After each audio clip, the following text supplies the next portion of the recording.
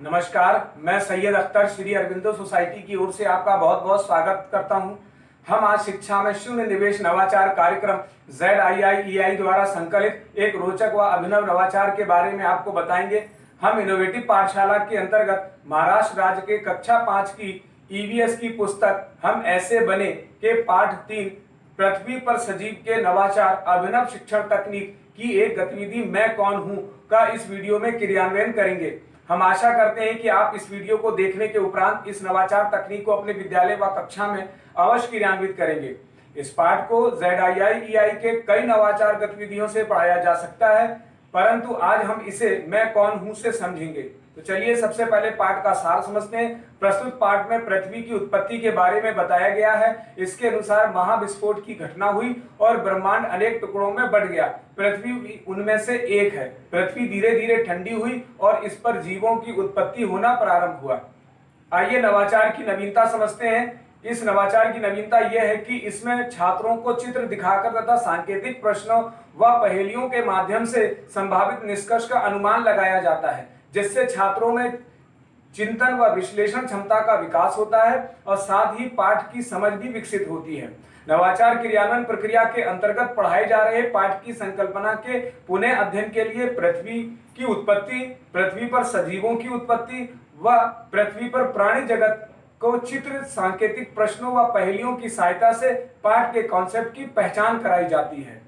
आइए इसकी क्रियान्वयन अवधि समझते हैं। इस नवाचार को लागू करने के लिए 20 मिनट का समय लगता है। साथ ही पूर्व प्रबंधन के लिए शिक्षक पाठ से जुड़े हुए कुछ चित्र जैसे कि पृथ्वी, अंतरिक्ष, ग्रह आदि, जीव, सूक्ष्म तथा सजीव जैसी चित्रों की व्यवस्था करते हैं। पुनः अध्ययन की प्रक्रिया के अंतर्गत चित्रों, सांकेतिक प्रश्नों के द्वारा पाठ के कॉन्सेप्ट को दोहराया जाता है। साथ ही यह भी सुनिश्चित किया जाता है कि पाठ पृथ्वी पर सजीव की व्याख्या कराई जा चुकी हो। कुछ निर्देशों का भी पालन करना होता है, जैसे कि किसी एक छात्र को कोई एक चित्र की पर्ची दी जाएगी। छात्र पर्ची को अपने आसपास यानी एक दूसरे को दिखाएंगे नहीं। अन्य छात्र विभिन्न प्रकार के सांकेतिक प्रश्नों के द्वारा सही उत्तर तक पहुंचने का प्रयास करेंगे। तो चलिए इसे उदाहरण से समझते हैं कि इस गतिविधि को कैसे क्रियान्वित किया जाता है।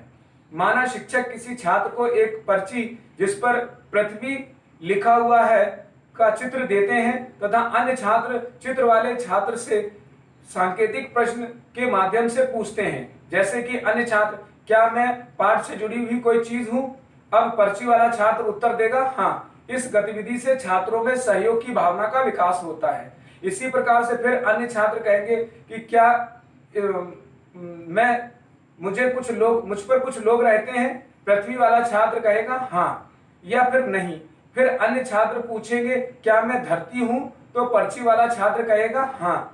फिर क्या मैं पृथ्वी हूं? तो पर्ची वाला छात्र कहेगा हाँ। इस प्रकार इस गतिविधि से पारस्परिक संबंधों का छात्रों में बोध होता है और शिक्षक पाठ से जुड़ी हुई अन्य गतिविधियों की सहायता से पाठ के कॉन्सेप्ट की जानकारी को दोहरा सकते हैं। इस प्रकार नवाचार गतिविधि के अंतर्गत अभिनव शिक्षण तकनीक की गतिविधि मैं कौन हूं से सीखने के अनेक परिणाम प्राप्त होते हैं, जैसे अपनी भाषा और स्कूल की भाषा का प्रयोग करते हुए प्रश्न पूछना, तर्क देना, निजी अनुभवों को साझा करना, विभिन्न उद्देश्यों को पूरा करना तथा छात्र अपनी पसंद की कहानी, कविता, चित्र, पोस्टर आदि को पढ़ते हुए आनंद लेते हैं तथा प्रश्न उत्तर करने की समझ विकसित करते हैं। इस नवाचार गतिविधि में सभी छात्रों की भागीदारी भी सुनिश्चित होती है। इस नवाचार में PRT अनुपात का भी ध्यान रखा गया है। साथ ही साथ पाठ पृथ्वी पर सजीव को एक निर्धारित माह में ही शिक्षक द्वारा पढ़ाया जाता है।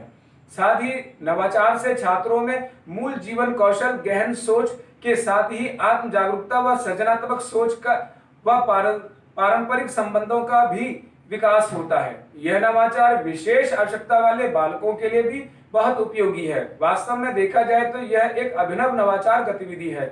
यह नवाचार आपको कैसा लगा? हम ऐसे कई दिलचस्प नवाचार आपके लिए लाते रहेंगे। आपसे अनुरोध है कि आप हमारा YouTube चैनल सब्सक्राइब जरूर करें। अगर इस वीडियो को आप फेसबुक पर देख रहे हैं तो हमारा फेसबुक पेज लाइक करना ना भूलें। नीचे दिए गए लिंक पर जाकर इनोवेटिव पाठशाला ऐप को भी डाउनलोड जरूर करें।